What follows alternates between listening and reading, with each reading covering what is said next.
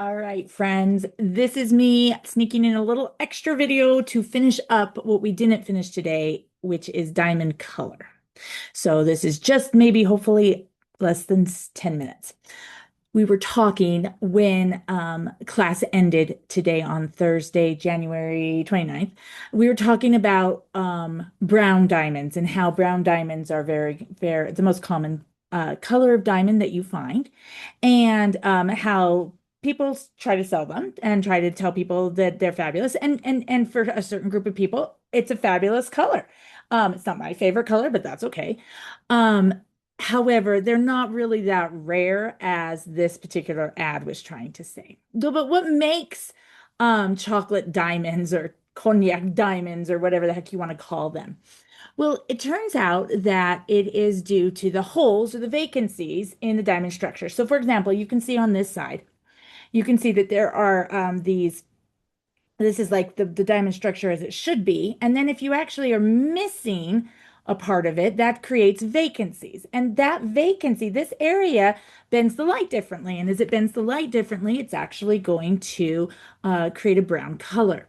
So this brown color is actually color zoning. It actually alternates between brown and colorless, brown and colorless.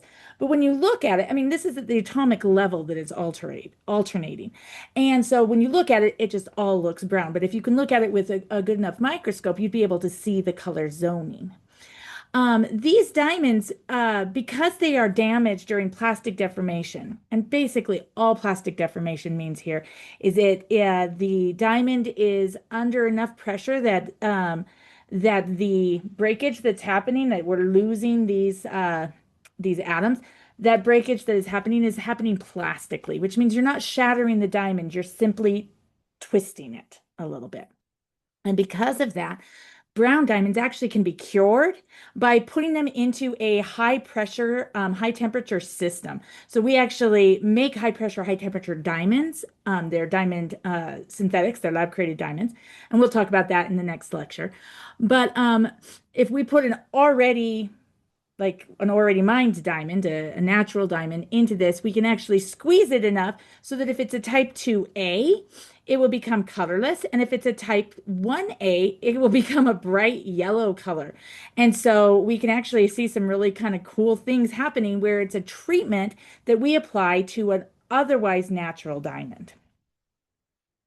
Now, yellow diamonds are the second most common color, and they are caused by nitrogen substitution. And so basically, this is just simply saying that nitrogen is substituting for carbons, just like what we've been talking about quite a lot already. And here's just some of the pretty examples of that. These are really nice ones, and a lot of times it's just slightly yellow, and so it just kind of looks a little dirty. Black and white diamonds. Now, people will call colorless diamonds white diamonds, but white is a color. And so you really can't properly call a colorless diamond a white diamond. White diamonds are actually kind of a milky color. They have many tiny little tiny inclusions, and they're not particularly rare. But just like with brown diamonds, we don't cut them very often because they're not super popular. And so this is kind of what a true white diamond looks like. Black diamonds are actually not truly black either. They're usually a really, really, really dark brown. So it's simply just a super dark brown diamond.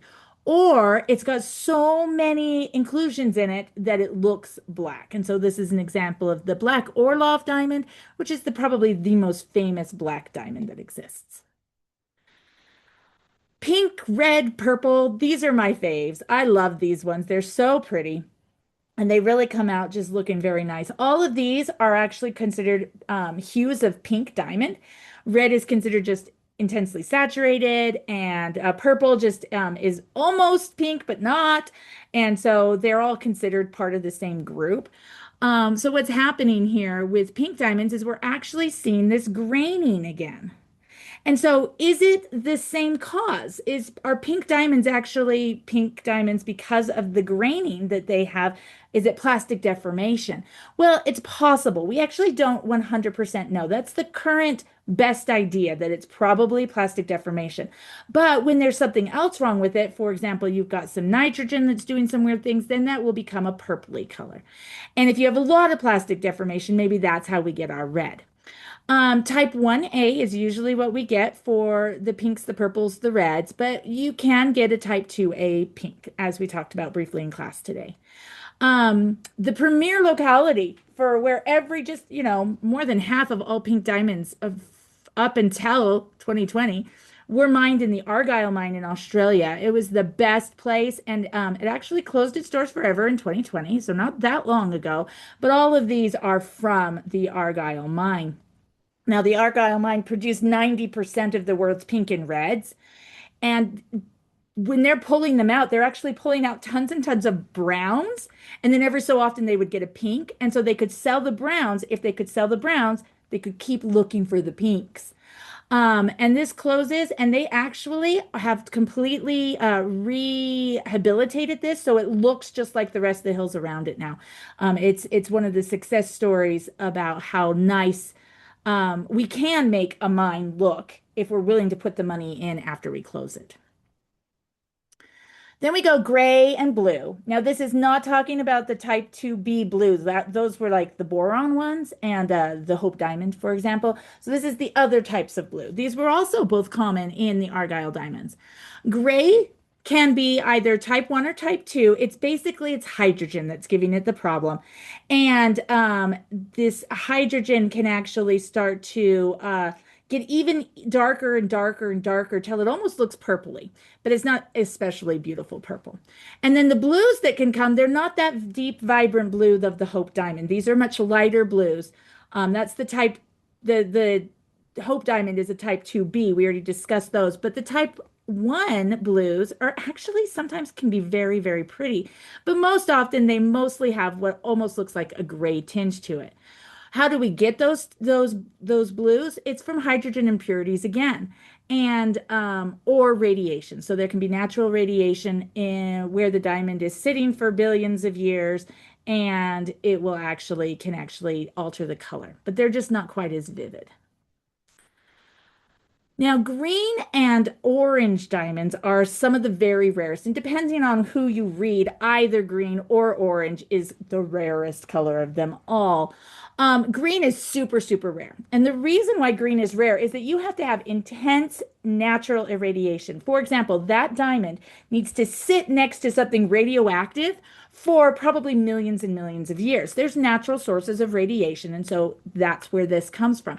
But the thing is that the green diamonds, more often, that green is just on the outside of the skin. It's concentrated on the skin, and that means that it actually makes it really hard to cut it because as soon as you start cutting away parts of the skin, then all of a sudden the green goes away. So because it's only on the outside. So there's not a lot of really, really good green natural diamonds that can be cut because they were irradiated enough that it actually gets deep enough that you can actually cut it like that.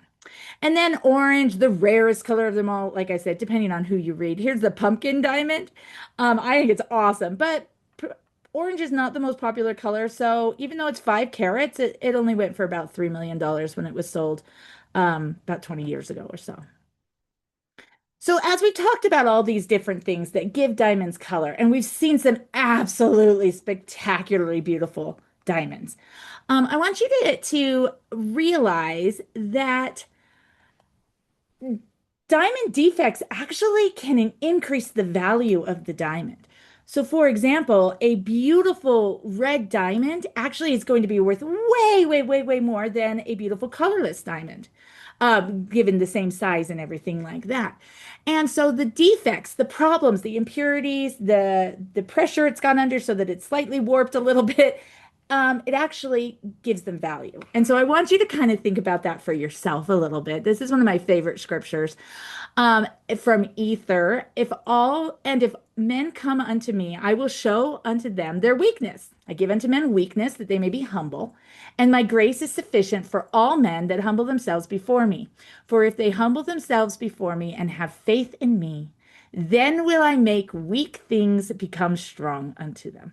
And I just want to let you guys know that even if you aren't perfect, you still have so much value, and that the Lord can actually transform the things that you think are weak or broken and make them strong so that you have much, much more value. And so that's kind of some of the stuff that we're doing in this mortal life is going through and trying to find the things that can be transformed by the atonement. And I just want to bear my testimony of that. And thanks for letting me do this really quick little 12 minutes. Sorry, it is 12 minutes. But anyway, thanks so much, you guys. And then I have two more for you guys to watch. Thanks.